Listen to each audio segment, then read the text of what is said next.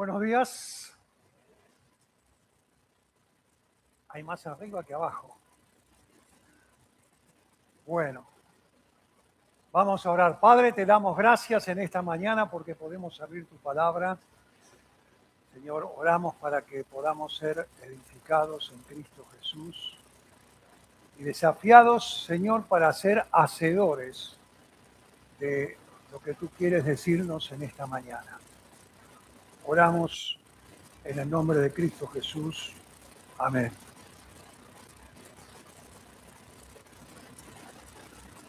Cantábamos: tu palabra se cumplirá. Confiado andaré, siempre has sido fiel. Yo creo en ti, sé que lo harás otra vez. Tiene que ver con lo que vamos a hablar en esta mañana. El tema de esta mañana es completos en Él.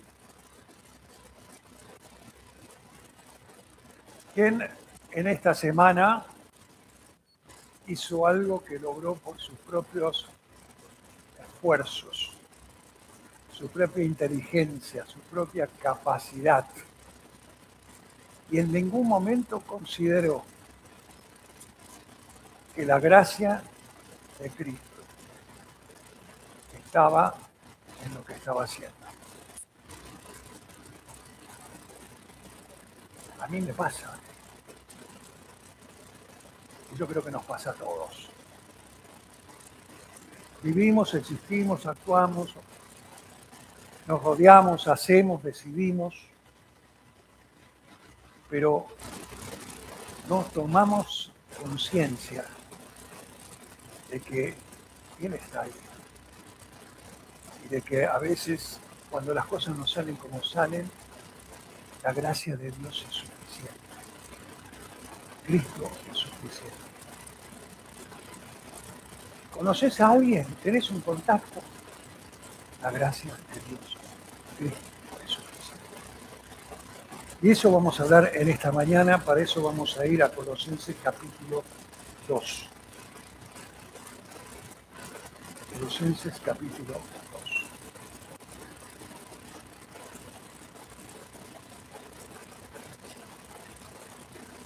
2. Muy bien, estamos allí en el libro de Colosenses. Primero vamos a hablar sobre una visión panorámica del libro de Colosenses, porque esta es una carta preciosa, es una perla preciosa, una de las epístolas de la presión, junto con la de Efesios, junto con la de Filipenses y junto con la de Filemón.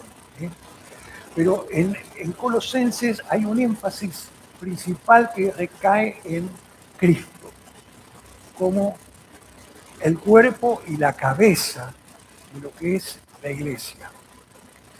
Y fíjense que de alguna manera, cómo Dios de alguna manera entrelaza las distintas cartas de la presión para darnos un panorama absolutamente completo de lo que sería la persona de Cristo. En Efesios vemos que habla de la iglesia así como el cuerpo de Cristo.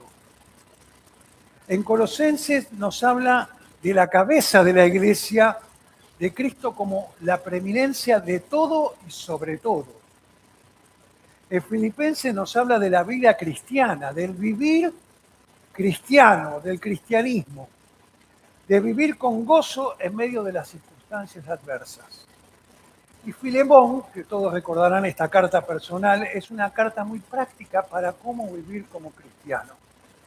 Así que de la prisión de Roma salieron 4 cartas, que dan un panorama, una visión completa acerca de Cristo. Y estas cartas fueron llevadas por unos valientes, y después vamos a ver por qué, mensajeros. Efesios, Colosenses y Filemón fueron llevados por Tíquico, quien a su vez fue acompañado por Onésimo. ¿Se acuerdan quién era Onésimo, no? el esclavo fugado de Filemón.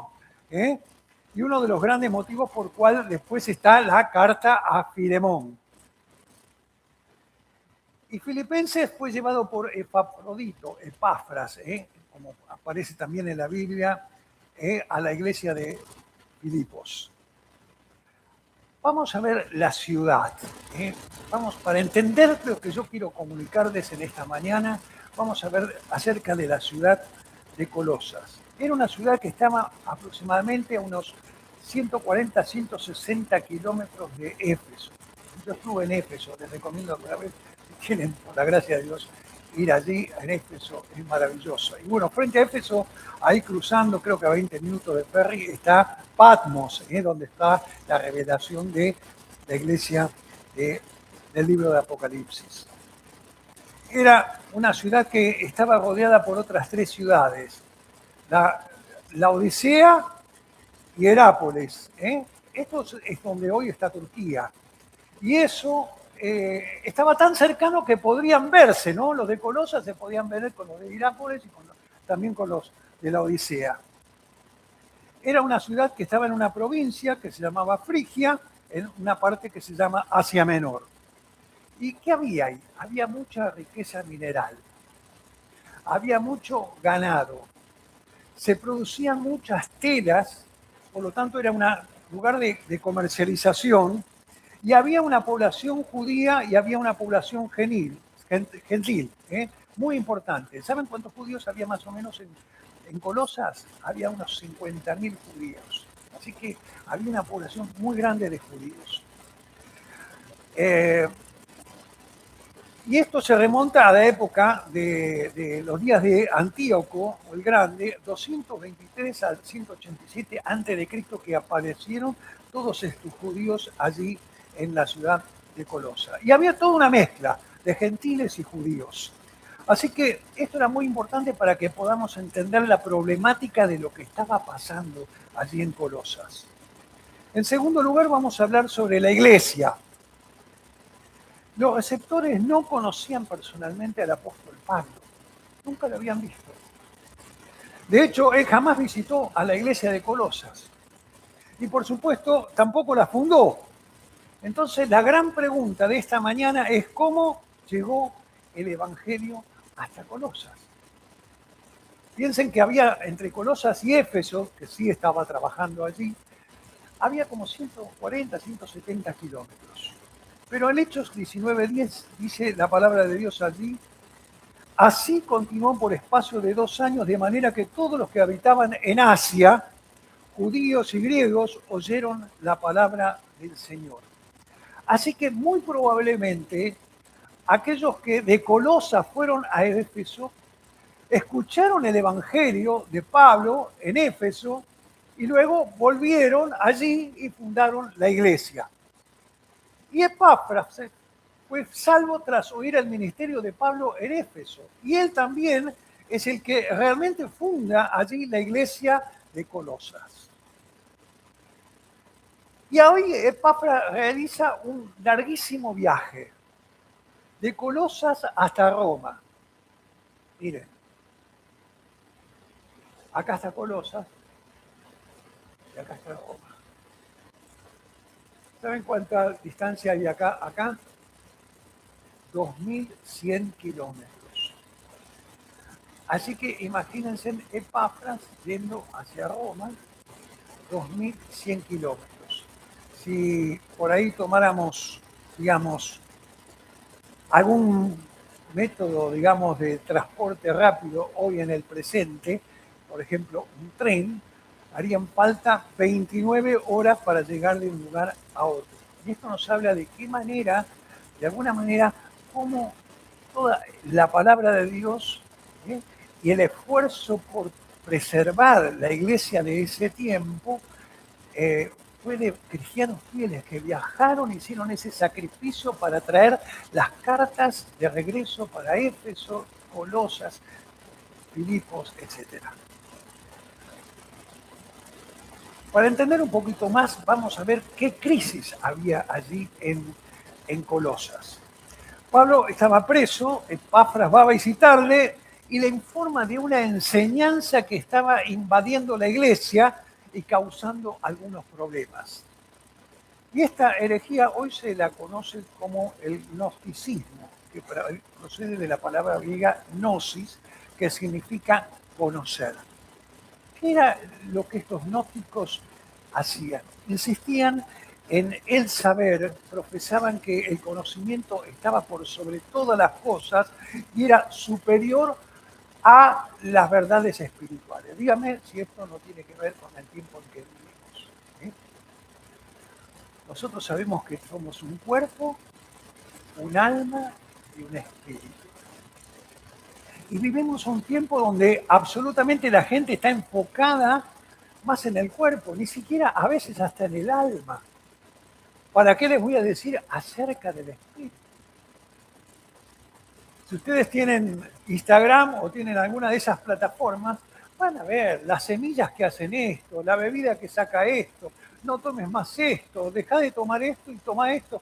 O sea, la preocupación permanente por el cuerpo. Tenés que conocer, no sabes con qué te estás envenenando cuando comes todos los días. Y la verdad que si uno creyera eso, siempre hay una publicidad al final, ¿no? Compre el frasquito con las 20 tabletas. Pero si uno creyera realmente eso, estamos en ese mismo tiempo. Hay muchos que dicen que ya no hay que ir a la universidad, que no hay que estudiar. ¿Por qué? Porque todas las cosas hoy se resuelven de alguna manera estando sentado en tu casa a través de una plataforma sin ir absolutamente a ninguna parte.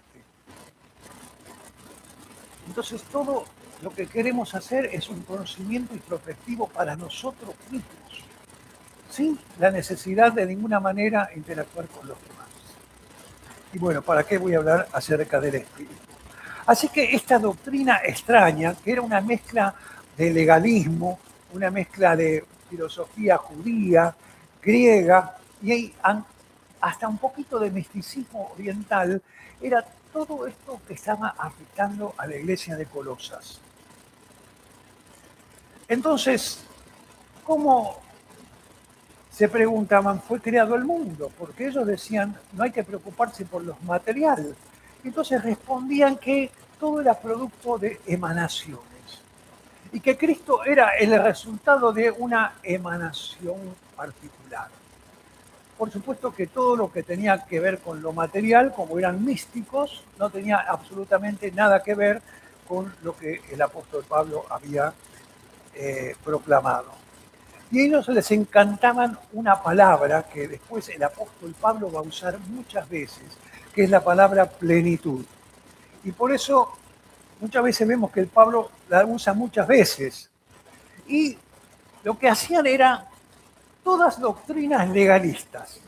No comas esto, guarda este día, practica esto, no hagas esto, no toques con tus manos esto, absolutamente todas cosas que los hacían creer a ellos que por hacer esas prácticas y ese tipo de comportamientos eran espirituales. Bueno, uno dice esto no tiene nada que ver con mi práctica. Y la pregunta es si realmente no tiene nada que ver con mi práctica y con mi vida personal. Algunas cosas que a veces creemos que hacemos porque forman parte de mi vida espiritual. Así que vemos que esta correspondencia, perdón, algo pasó, ahí está. Esta correspondencia hace hincapié en la preeminencia de Cristo. Y vamos a ver que las palabras plenitud, lleno, todo, Cristo es todo y en todos, estamos completos en Él, es porque de alguna manera la carta que le escribe el apóstol Pablo a los de Colosas es, no hace falta absolutamente nada más, solo Cristo. El legalismo, las filosofías humanas, las dietas, la observación de ciertos y determinados días, la disciplina de la carne es absolutamente innecesario, porque en Cristo somos absolutamente libres y todo lo que necesitamos es a Él. Así que Él le ruega acerca de la madurez espiritual. Y si vamos a Colosenses capítulo 1, del versículo 9 al 12, vamos a ver que dice: por esta razón también nosotros, desde el día que lo supimos, no hemos cesado de orar por ustedes, pidiendo que sean llenos del conocimiento de su voluntad, en toda sabiduría y comprensión espiritual, para que anden como es digno del Señor, haciendo en todo lo que agrada, dando fruto en toda buena obra y creciendo en el conocimiento de Dios. Rogamos que ustedes sean fortalecidos con todo poder según la potencia de su gloria, para obtener toda perseverancia y paciencia con gozo, dando gracias al Padre que nos ha capacitado para compartir la herencia de los santos en la luz. Así que las prácticas religiosas hechas en la carne para aparentar espiritualidad que no, dice Pablo, no tienen ningún valor absoluto. Concéntrense en conocer la profundidad y la sabiduría que solo proviene de Dios. Así que con esta breve introducción vamos a analizar algunos pasajes ahora de Colosenses capítulo 2. Y en este capítulo Pablo llega al corazón del problema, denuncia a falsos maestros y él asevera firmemente que Cristo es suficiente, que no hace falta absolutamente nada más. Y para eso él da 3 advertencias, y estas son necesarias y quiero que las pensemos como algo que deberíamos practicar nosotros en este día. Vamos con la primera. Cuidarse de las filosofías huecas. Capítulo 2. Porque quiero que sepáis cuán grande lucha sostengo por vosotros y por los que están en la Odisea y por todos los que nunca han visto mi rostro, para que sean consolados sus corazones, unidos en amor, hasta alcanzar todas las riquezas de pleno entendimiento, a fin de conocer el misterio de Dios el Padre y de Cristo, en quien están escondidos todos los tesoros de la sabiduría y del conocimiento. Y esto lo digo para que nadie os engañe con palabras persuasivas, porque aunque estoy ausente en cuerpo, no obstante el espíritu, estoy con vosotros gozándome y mirando vuestro buen orden y la firmeza de vuestra fe en Cristo. Por tanto, de la manera que habéis recibido al Señor Jesucristo, andad en Él, arraigados y sobreedificados en Él y confirmados en la fe, así como habéis sido enseñados, abundando en acciones de gracia. Mirad que nadie os engañe por medio de filosofías y huecas sutilezas, según las tradiciones de los hombres, conforme a los rudimentos del mundo y no según Cristo. Porque en Él habita corporalmente toda la plenitud de la deidad, y vosotros estáis completos en Él, que es la cabeza de todo principado y potestad. La preocupación de Pablo era tan grande que sostenía ese conflicto espiritual, luchando, y sabía que para esto había que orar con profundidad y escudriñar las escrituras con profundidad para esta batalla entre el mundo, Satanás y la carne. Y Pablo sabía cómo vencer eso. De hecho, en Efesios capítulo 6, versículos 17 y 18, dice: tomen también el casco de la salvación y la espada del Espíritu, que es la palabra de Dios. Con toda oración y súplica, oren en todo tiempo en el Espíritu, y así velen en toda perseverancia y súplica por todos los santos. Así que él anhelaba ver a estos santos unidos y disfrutando de las riquezas. Mientras que en el versículo 3, como bien dice, allí están escondidos todos los tesoros de la sabiduría y el conocimiento de Dios.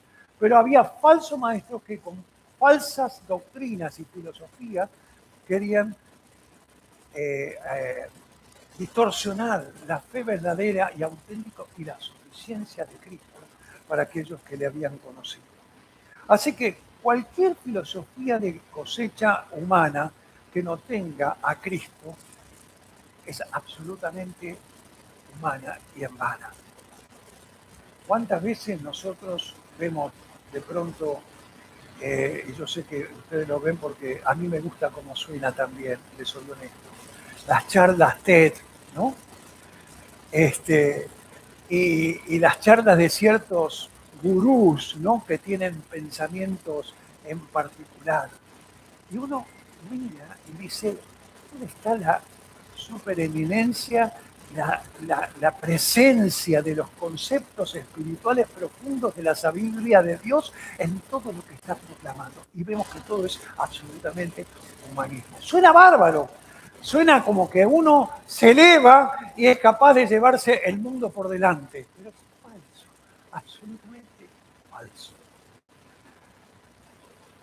Capítulo 3, versículo 3, dice allí la palabra de Dios,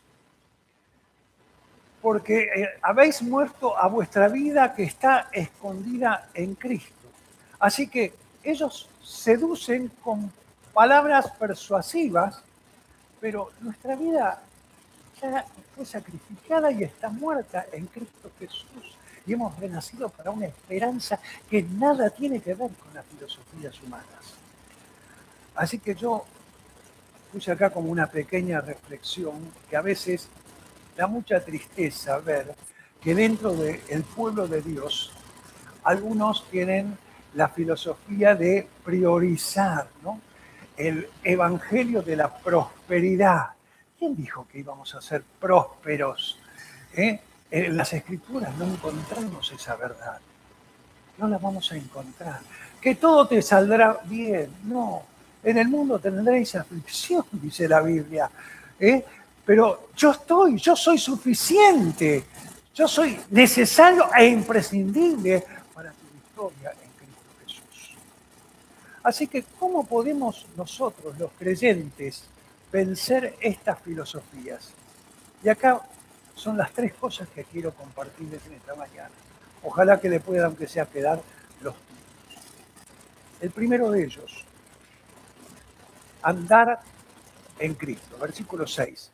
Por lo tanto, de la manera que habéis recibido en el Señor Jesucristo, andad en Cristo.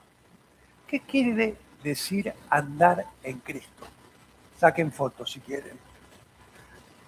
La primera, así como somos salvos por la fe, debemos andar por la fe. Vuelvo a decirlo. Así como somos salvos por la fe, debemos andar por la fe. ¿Sabemos qué es? La convicción de lo que se espera, la certeza que no se ve. Nuestra vida tiene que ser una vida de fe. Hemos creído en Cristo como nuestro Salvador. Por la fe. Tenemos que andar por la fe. La fe es la convicción de saber que Cristo es suficiente, va a estar a nuestro lado. La sabiduría de Dios, su palabra, es suficiente para orientar nuestros pasos. En segundo lugar, así como somos salvos por la palabra, debemos andar de acuerdo a la palabra. Ah, pero si yo hago eso, seguramente me van a echar del trabajo. Somos salvos por la palabra, debemos andar y vivir conforme a la palabra. La palabra no la podemos acomodar a las circunstancias. Es permanente y para siempre. Es la palabra de Dios, está absolutamente llena de sabiduría. Y muchas veces nosotros condicionamos nuestro andar, nuestro hablar, nuestro proceder conforme a las circunstancias, cuando tenemos que ser absolutos, porque la palabra de Dios es verdadera, no nos va a llevar a error. Y en tercer lugar, dice la palabra de Dios, así como salvos por medio del Espíritu, debemos andar en el Espíritu. El Espíritu Santo que mora en nosotros, Efesios 1:13, con el cual hemos sido sellados, vive en nosotros y nos guía, nos ayuda, nos habla. Tenemos que ser sensibles a la voz del Espíritu. ¿Qué es lo que el Espíritu quiere en este momento, en esta circunstancia, para esta decisión que debo tomar? No nos hacemos con frecuencia esa pregunta. ¿Qué es lo que la palabra nos enseña? ¿Esto es algo que yo voy a hacer por fe o siempre tengo que estar asegurado por los hechos de que tengo que tener todo con la certeza de que no me voy a equivocar? Eso significa andar en Cristo. andar en fe, ser guiados por la palabra del Espíritu Santo. La vida cristiana, así como comenzó con nuestra fe en Dios, continúa de la misma manera. En segundo lugar, versículo 7. Arraigados y sobreedificados en Él. Arraigados y sobreedificados en Él. ¿Qué es lo que la palabra de Dios te está enseñando? Yo estoy arraigado en Cristo. Ahora, ¿qué quiere decir esto de sobreedificado? Recuerdo que Valerie siempre me decía, papá, ¿qué aprendiste de nuevo esta mañana? Era una cosa tremenda. Todos los días que llegaba me preguntaban, ¿qué aprendí? Yo pero fui a la oficina, no aprendí nada nuevo, hice lo mismo que ayer. Ah, papá, todos los días tenés que aprender algo nuevo. La pregunta es, ¿qué aprendiste de nuevo esta semana con respecto a la palabra de Dios? Con respecto a tu relación con Dios, con Cristo. ¿Sos el mismo que hace una semana, hace un año? No estás sobreedificando tu vida espiritual. Siempre digo, acá está la biblioteca, hay más de 300, 400 libros. La gente no se mata por pedir los libros, pero están ahí, están ahí. Y a veces los nuevos son los que piden los libros, porque los hermanos están todos llenos de la sabiduría de Dios y no les hace falta ninguno. Eso sí, no es verdad. Pero nosotros tenemos que tener ese desafío de sobreedificar nuestra vida, descubrir algo nuevo, profundo de la verdad de Dios para aplicarla en nosotros y en nuestro andar. No quiere decir que no nos vayamos a equivocar, todas las semanas me equivoco yo. Pero qué bueno es que no soy el mismo de ayer. Que todos los días algo nuevo está haciendo Dios, me está revelando Dios a mi vida. A veces las filosofías religiosas hacen que no estemos ni arraigados, no estemos ni cementados y mucho menos sobreedificando nuestra vida espiritual. La pregunta de esta parte es, ¿le damos a Cristo preeminencia en nuestra vida? En tercer lugar, aferrémonos. Acá tengo. Ahí vamos.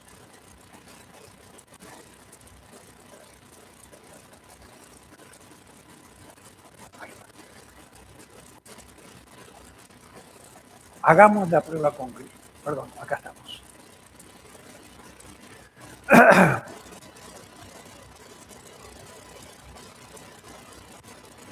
Versículo 19. Y no haciéndose de la cabeza en virtud de quien todo el cuerpo, nutriéndose y uniéndose por las coyunturas y ligamentos, crece con el crecimiento que da Cristo. Le damos la preeminencia, estamos creciendo absolutamente, le estamos dando el lugar bíblico verdadero que Cristo tiene en nuestra vida. Dice versículos 9 y 10. Porque en él habita corporalmente toda la plenitud de la deidad. Y vosotros estáis completos en él, que es la cabeza de todo principado y toda potestad. Nos damos cuenta muchas veces que sustituimos a Cristo. Nos damos cuenta que muchas veces, quizás no conscientemente, Cristo nos hace falta. ¿Es que acaso el apóstol Pablo nos decía, si coméis o bebéis o hacéis todo, está para la gloria de él? Tiene que estar involucrado. Hay un predicador que siempre me decía que en todo sermón tiene que estar Cristo. Porque todo, absolutamente todo, tiene que ver absolutamente con Él. Y dice que estamos completos en Él. O sea, que tenemos una maravillosa posesión de estar completos en Cristo. Pero muchas veces nuestra vida excluye a Cristo en muchísimas áreas, en muchísimos lugares, en muchísimas decisiones. En segundo lugar, Cuidémonos del legalismo religioso. Versículo 11 al 17. No lo vamos a leer digamos, por el tiempo que nos queda. Pero había falsos maestros que mezclaban las doctrinas misticistas orientales con la filosofía griega y el legalismo judío. Y saben una cosa, muchas veces a la carne le gusta cosas que tenemos que hacer a la mañana, a la tarde, a la noche. Y forman parte como, a veces algunos tienen algunos estilos y modismos para la oración. Y lo hacen porque parece como si fuera el modelito de la oración con que yo oro. Ahora, ¿Dios estará de acuerdo con ese estilo de oración? ¿Dios estará de acuerdo que yo ore a la mañana y me olvide de él el resto del día? ¿Dios estará de acuerdo que siempre hay que orar de noche antes de acostarse para que florezca tu... ¿Estará de acuerdo con ese legalismo? ¿O es que debemos orar sin cesar y mi vida tiene que ser de una permanente actitud de oración? Para que Dios me revele su soberanía, su voluntad, para que el Espíritu tenga sensibilidad de tomar el control de mis decisiones en la vida. Y a veces decimos, no somos legalistas, pero si nos analizamos a nosotros mismos, tenemos prácticas de naturaleza carnal.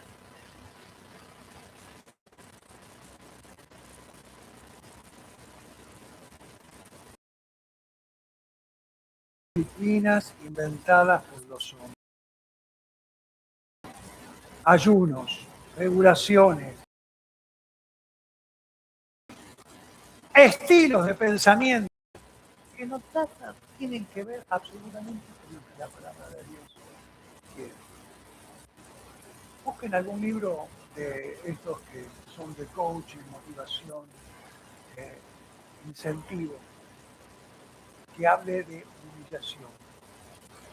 No van a encontrar ninguno. No van a... Pero Dios dice, humillaos a la poderosa mano de Dios y Él te excelará cuando fuere el tiempo. No existe. ¿Por qué? Porque hay una contradicción tremenda con lo que el mundo dice y lo que la palabra de Dios nos enseña. Son cosas inventadas por los hombres. Termino en esta mañana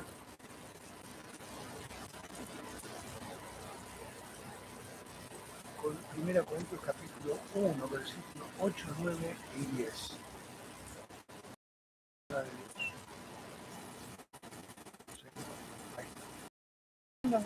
Cuidado, no sea que esta libertad de ustedes de alguna manera se convierta en la vida del propicio para el bien.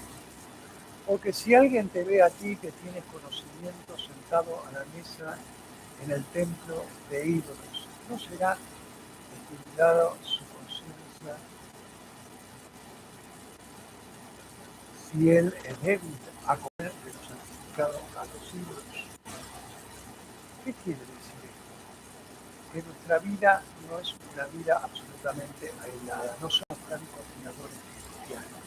Vivimos en una comunidad donde nuestra vida tiene que ser un testimonio. Justamente hoy, esta mañana, hablábamos de eso. Un testimonio real de lo que Cristo es en nuestra vida, de la suficiencia de Cristo en todos los actos de nuestra vida. No podemos ser una cosa en el lado de otra cosa. Me acuerdo, la veo a Lucy, me acuerdo de lo que nos pasó el día viernes. El día viernes estábamos haciendo una cola para pagar un estacionamiento porque fuimos a ver una ópera al Teatro Nacional. Y estábamos ahí en la cola y vino Álvaro. Álvaro, como buen inteligente, sabía que la gente que está en la cola, que está para pagar, tiene plata. Entonces Álvaro vino a pedir dinero. Muy respetuoso, muy educado. Hasta diría yo con un buen léxico. Pero Álvaro tenía un olor a cigarrillo y un olor a alcohol impresionante. Entonces él dijo, yo no estoy pidiendo para para comprar alcohol. Y digo, vení, Álvaro. Vos tenés olor a alcohol, tenés olor a vacío, porque vos sos esclavo y vos como hijo no podés tener éxito ni liberarte de esa realidad. Vení, vení, vení. Y me lo llevé al otro lado de la calle y nosotros con el evangelio. Adventista. ¿Qué hacen los adventistas? Hablan de la salud, ¿verdad? No fumar, no tomar, no esto, lo quieren matar. Adventista. No tenía ignorancia absoluta de las escrituras, las conocía, pero no era santo. Tuve que predicarle el evangelio, tuvo que tomar decisión por mí. Después sí, le dimos folletos, le dimos un dinero para ir a trabajar. Pero no puso a alguien en el camino. Y por alguna razón le decía, podrías haberle pedido a cualquier otro, pero me viste y nos pediste a nosotros, que teníamos un mensaje que puede cambiar tu vida. ¿Qué quiero decir con esto? Que muchas veces tenemos que ser coherentes con nuestra vida y ser en todo lugar y en todo tiempo lo que realmente somos delante de Cristo.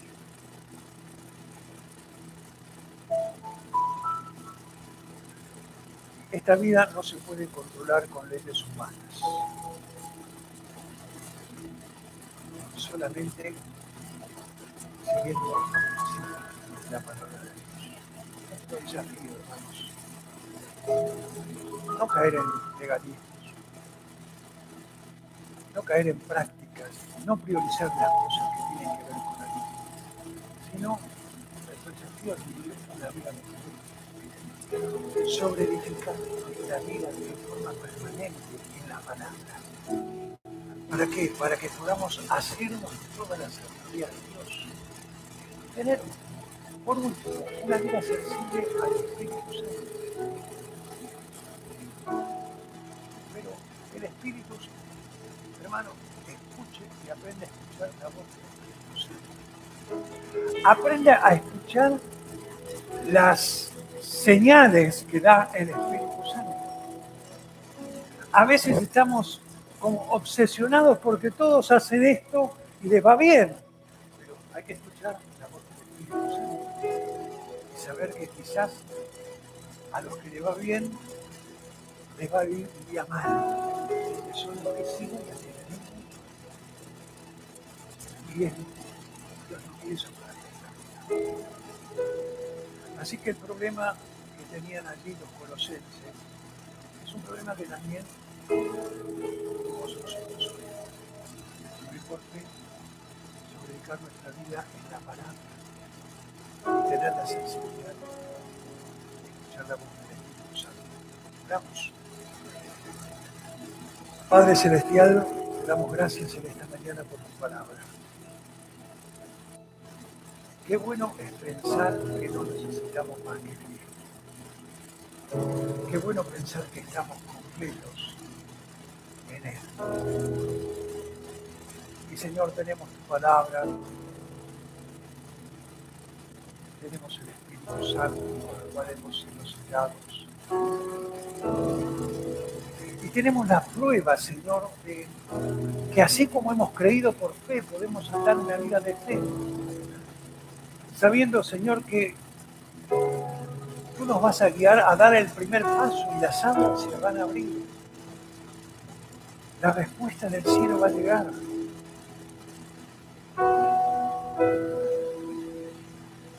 Bendícenos, Señor, en esta semana.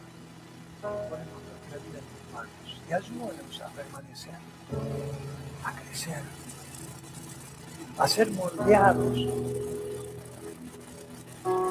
para que puedas usarnos como instrumento para tu gloria. Oramos en el nombre de Jesús. Amén. Muy bien, queridos hermanos, tengan una bendecida semana.